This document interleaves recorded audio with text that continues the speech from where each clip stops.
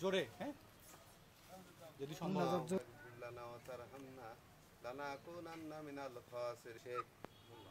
বাবু মোল্লা যে শহীদ হয়েছিল আল্লাহ রব্বুল আলামিন যারা অতিথি রাব্বুল আলামিন তাদের সন্তান সন্ততি যারা আছে তাদের রব্বির হামহুমা কামা রাব্বায়ানি সাগীরা ইয়া রাহমার রাহিম।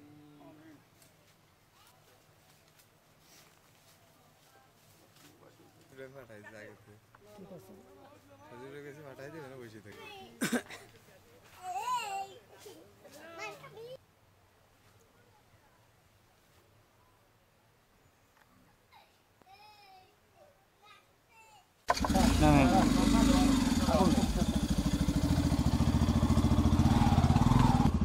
এ ব্যাকো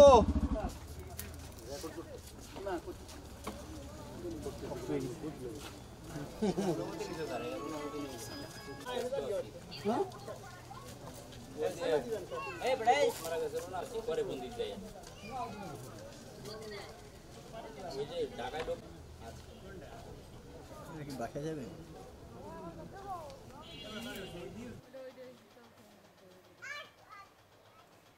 তোমরা এদিকে চলে আসো এদিকে চলে আসো।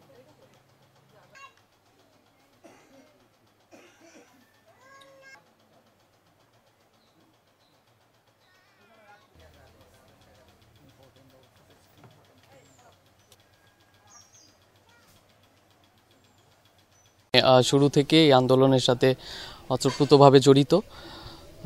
আমরা যখন জুলাইয়ের ছাত্র জনতার আন্দোলনে অংশগ্রহণ করি তখন আমাদের সাথে সাধারণ জনগণ, শিক্ষার্থী সবাই অংশগ্রহণ করি। তো তারই প্রেক্ষিতে গোপালগঞ্জের 4 জন মারা যায়, এর মধ্যে একজন মাদ্রাসার শিক্ষার্থী এবং একজন স্কুলের এবং সাধারণ জনতাও রয়েছে। আমরা 2 জন শহীদের কবর জিয়ারত করেছি। মৌলানা নাইমুল ইসলাম, উনি গোপালগঞ্জ সদরে, আমরা তার বাড়িতে গিয়েছি এবং তার কবর জিয়ারত করেছি। এবং মুকসেদপুরের যে গঙ্গারামপুর সুইচ গেট যে আবু মোল্লা আছেন, বাবু মোল্লা, তার কবর জিয়ারত করলাম। তার ফ্যামিলির সাথেও কমিউনিকেশন করার ট্রাই করতেছি। আমরা আসলে আমাদের জায়গা থেকে তাদের পরিবারের সাথে সার্বক্ষণিক কমিউনিকেশন করতেছি এবং তাদের পাশে আমরা আছি এবং ভবিষ্যতে আমাদের সকল শহীদদের পাশে আমরা থাকবো ইনশাআল্লাহ।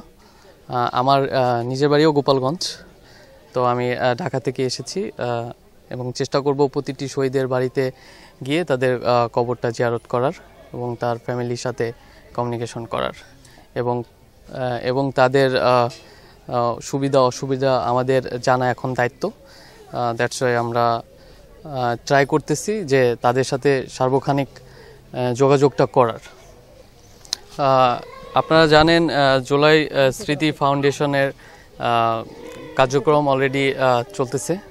তো আমাদের সকল জেলা পর্যায়ে এবং উপজেলা পর্যায়ে আমরা আসলে কাউন্ট করতেছি আমাদের যারা শহীদ হয়েছেন এবং যারা অসুস্থ হয়েছেন, মানে আহত হয়েছেন, তাদের যে গণনার কাজটা এটা অলরেডি প্রায় শেষের দিকে। আমরা কিছুদিনের মধ্যেই আমরা এটা পাবলিশ করব, এই গণনার কাজটা, যারা শহীদ হয়েছেন এবং যারা আহত হয়েছেন।